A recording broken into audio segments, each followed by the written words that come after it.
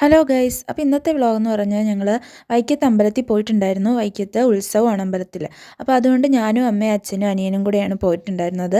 Boat കയറി വേണം നമുക്ക് വൈക്കത്തോട്ട് എത്താനായിട്ട് വേണ്ടി. അച്ഛനും അനിയനും വണ്ടിക്കാണ് വന്നിട്ടുണ്ടായിരുന്നത്, ബൈക്കിനാണ് വന്നത്. അപ്പോൾ അതുകൊണ്ട് തന്നെ അവർ നേരത്തെ വന്ന് ക്യൂ ഒക്കെ നിന്ന് കണ്ണനാട്ടോ ക്യൂ നിന്നിട്ടുണ്ടായിരുന്നത്. പിന്നെ ഞങ്ങൾ ടിക്കറ്റ് മേടിച്ചതിന് ശേഷം എല്ലാവരും കൂടെ കയറുകയാണ് ചെയ്തിട്ടുണ്ടായിരുന്നത്. അങ്ങനെ ഞങ്ങൾക്ക് കയറാനുള്ള ഇലക്ട്രിക് ബോട്ട് വന്നതിന് ശേഷം ഞങ്ങൾ കയറി. ബോട്ടിലും തിരക്കുണ്ടായിരുന്നു ചെറുതായിട്ട്. പിന്നെ അവർ ഇത്ര ആളുകളെ കൊണ്ടുപോകുള്ളൂ എന്നുണ്ട്. ക്യൂവിൻ്റെ തിരക്ക് കാണുമ്പോൾ തന്നെ നമുക്ക് മനസ്സിലാകും അമ്പലത്തിലോട്ട് ചെല്ലാൻ നല്ല തിരക്കാണെന്ന്. ആളുകൾ തിരിച്ചു പോകണ കാണുമ്പോൾ നിങ്ങൾക്ക് തോന്നാം ചിലപ്പോൾ തിരക്കുണ്ടാവില്ല, അമ്പലത്തിൽ തിരക്കുണ്ടാവില്ല എന്ന്. പക്ഷെ അങ്ങനെയല്ല, അമ്പലത്തിൽ നല്ല തിരക്കാണ്.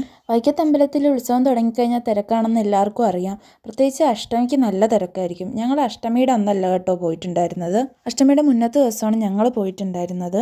അപ്പോൾ ഈ എൻട്രൻസ് എന്ന് പറഞ്ഞാൽ അമ്പലത്തിൻ്റെ പുറകുവശമാണ്. അമ്പലത്തിൻ്റെ മുൻവശം ഇതാണ്.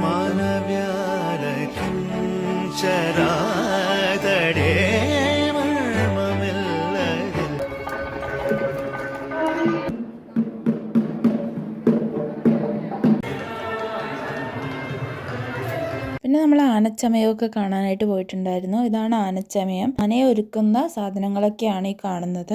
അപ്പോൾ ഇതിൻ്റെ ലോങ് വീഡിയോ ഞാൻ അപ്ലോഡ് ചെയ്തിട്ടുണ്ട്, കാണാത്തവരുണ്ടെങ്കിൽ അത് കാണുക. ഒപ്പം സപ്പോർട്ട് ചെയ്ത് നിൽക്കുന്ന എല്ലാവർക്കും ഞാൻ നന്ദി അറിയിക്കുകയാണ്. അപ്പോൾ ഓക്കെ, ബൈ ഗൈസ്, നെക്സ്റ്റ് വീഡിയോയിൽ കാണാം.